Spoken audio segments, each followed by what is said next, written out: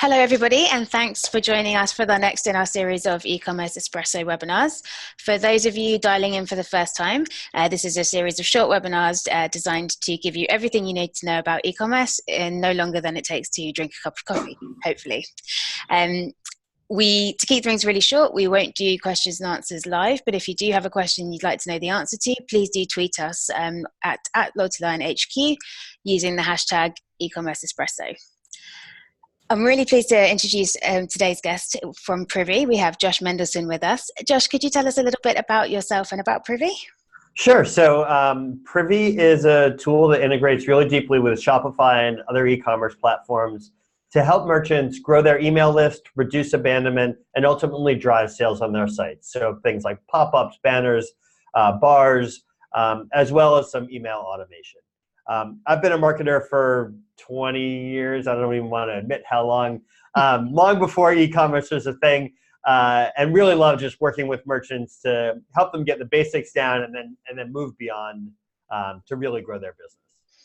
Fantastic. Well, thank you so much for joining us. It's really great to have you with us. Thanks for having me. So we will get started on our very first question then. So Josh, what would you say your top 3 tips for merchants are who are looking to build loyalty within their on-site displays and email marketing? I think the #1 tip is honestly to get started now. Even if you have a decent email list, it's really important to be proactive at all times with your on-site displays. So we see a lot of merchants who are getting by with just like a footer on their website, and that's fine, and you'll get some people to sign up that way. But you can really unlock a lot for your brand by being proactive with messaging and offers that drive people to sign up. And that really does a bunch of things. It helps you unlock cart abandonment strategies. We can talk a little bit about that. It also gives you a much bigger pool of recipients for cart abandonment emails, and to really bring people back through the Shopify integration to understand things like how many orders has someone placed, and send your email newsletters and target your displays to really drive retention and loyalty on the site. The second thing is to use that sort of information to make your messages as relevant as possible. So whether that's recognizing that someone's been to your site before, you can give a different message than someone who's completely new. If someone's a loyal customer, you can show one pop-up versus a new customer. You can even do things like people who have spent the most money with you, maybe they're getting a special offer that no one else is getting, and really call that out to drive loyalty and make people really happy that they keep coming back for more on your site. And then the third tip is really, it's about design. It's about making sure everything you do is on brand, whether that's tonally on brand or visually on brand. You want anything you're laying on top of your site or that you're reinforcing that messaging with, whether that's email or on-site displays, you really want it to feel like you. One of the advantages that most merchants have that aren't Walmart or aren't Target or aren't some other huge brand is they can be personal. So really taking the opportunity to leverage your own brand personality within whatever messaging you're using can really help drive loyalty and make it not so someone's just shopping on price, but they're actually shopping because they want to buy from you. I think, those are fantastic tips. I think it's really interesting. Consumers today, every single brand that they're shopping with is asking them to share their data and share their information. And I think customers, suddenly they know the value of their data. So you have to make sure that value exchange is really, really spot on. You need to be giving a lot back if you're going to ask for someone's information. Otherwise, they'll just unsubscribe very quickly. So I think that's a fantastic point. I think it's the brand piece is so interesting. I love looking at the names that our merchants come up with for their loyalty programs because oh my God, me too. It's very much fun. I mean, some of my favorites, you've got 100% Pure and Purist Perks, or Pulse Boutique and Pulse Perks. It's a really nice way of extending your brand a little bit further, and it's really fun to see what people come up with. Yeah, I think it also helps engender trust to some degree. I mean, we internally we play a game, what does this customer do, based on their name, which is a really fun thing we do at our all company meetings sometimes. But it is great to see the creativity that merchants are using, and that really differentiates them from a huge company that people don't really trust as much as they might trust a small business. Yeah, absolutely. It just helps your personality shine through, doesn't it? It does. Yeah. Fantastic. So on to our next question. What would you say the biggest opportunity missed is when it comes to using on-site displays and email marketing to drive customer retention? I think the biggest thing, it's almost like it's just this mental hurdle around, people are so focused on how do I turn this visitor into a first-time customer, right? And they spend all of their time and energy really focused on like, how do I get a new person to my site? How do I get that new person to make their first purchase? And they're really missing an opportunity there to drive repeat purchases. I mean, there's so much data out there about how much better it is or how much more efficient it is to sell to your existing customers.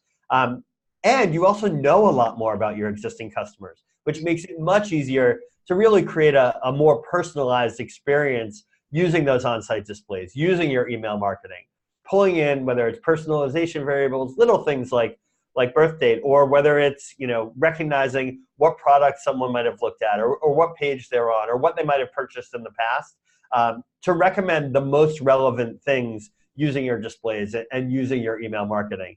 There's just, there's so much people could be doing with their existing customer base, but they're so focused on getting that first purchase, which is obviously super important, but they're not thinking enough about what happens next.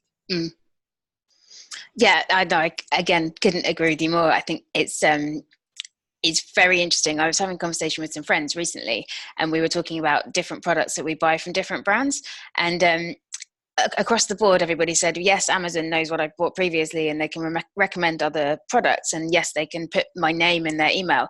But actually, most of the people I spoke to weren't actually comfortable making a really personal purchase from Amazon. They would happily use it to restock pens or restock, I don't know, that toilet paper or something. But actually, when it came to a really personal purchase, like a gift or actually something like skincare that you might put on your face or your body, they actually didn't have that level of trust. Although the recommendations are there, they're not backed up by the personal feel, and actually it's quite significantly impacting the type of purchases people would make.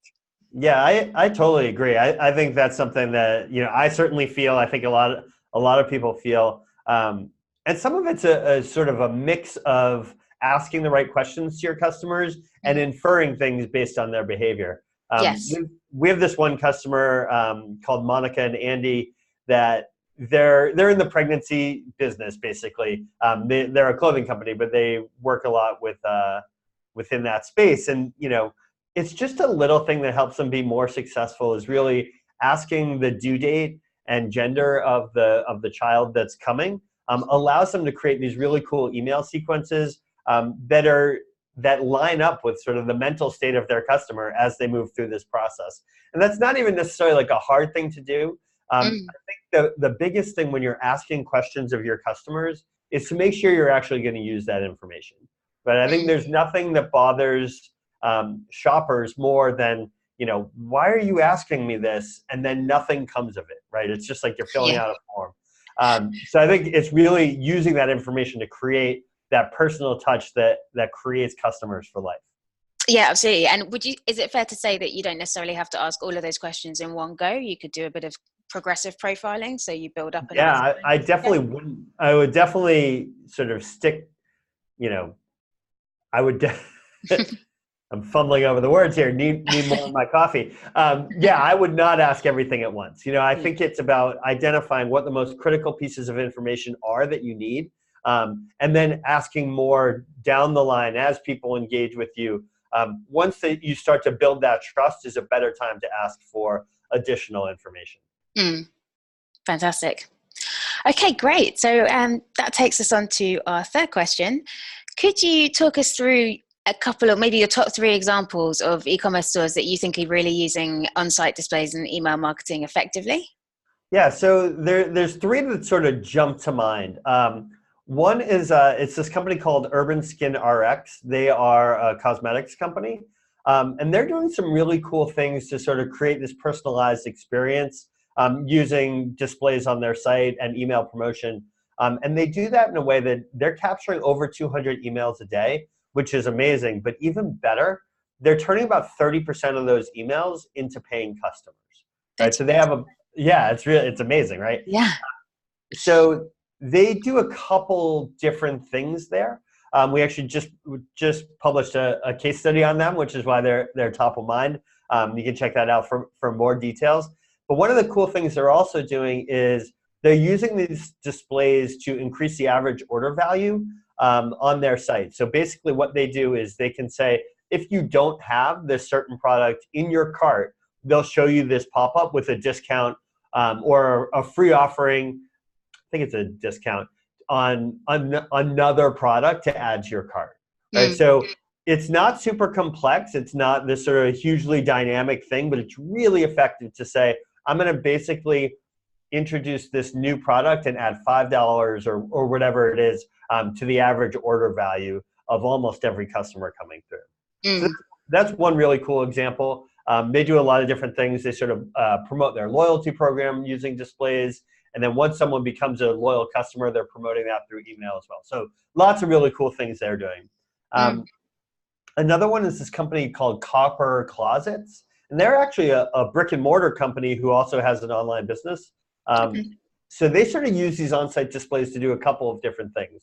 One is certainly, to grow their email list. And they actually do a great job with their cart recovery emails. So one of the nice things, if you're using the same platform for your list growth tool and your cart recovery emails, you can reach anyone who's filled out a form who abandons their cart, instead of waiting for someone to get all the way through to the checkout process.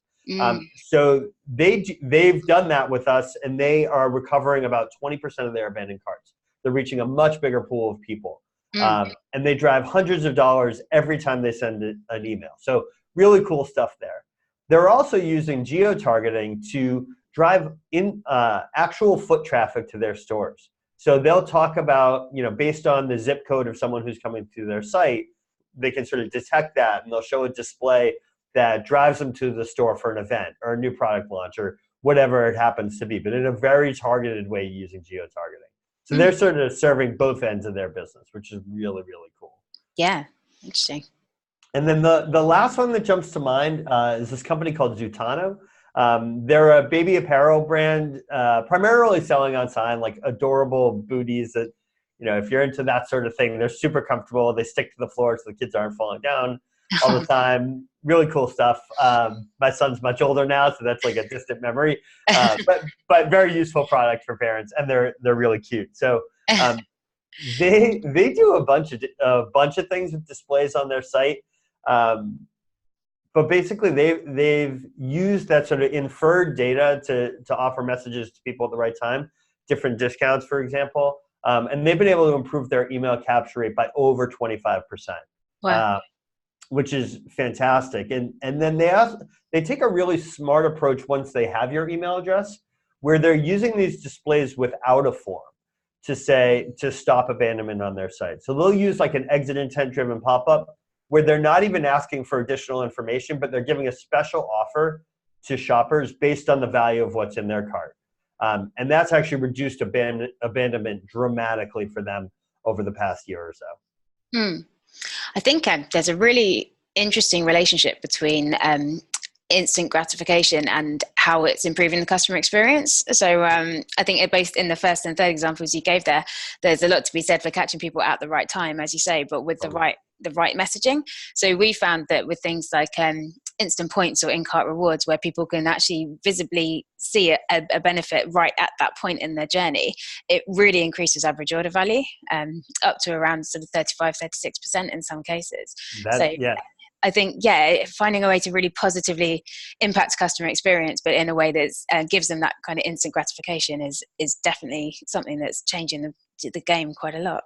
Yeah, and I think there are things that you can do along those lines to make it clear that you know who someone is. I think as shoppers, we all sort of know now, like, we're being tracked everywhere. There's lots of data. At least make me feel good about it, So whether that's just saying welcome back to someone who's coming back, or that's recognizing, if they're in a loyalty program, like sort of the tier that they might be in. I think there's all sorts of things you can do with inferred data and having systems talk to each other, that can be a really powerful and positive customer experience.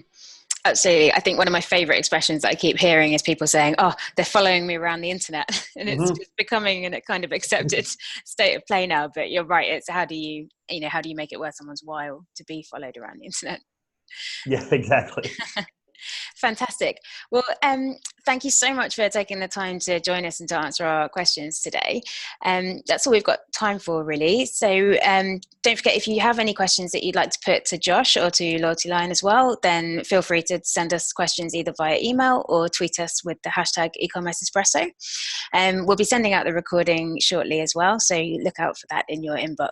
Josh, thank you so much again for joining us. Thank you for having me. That was fun. Fantastic. And we will see you all online again soon.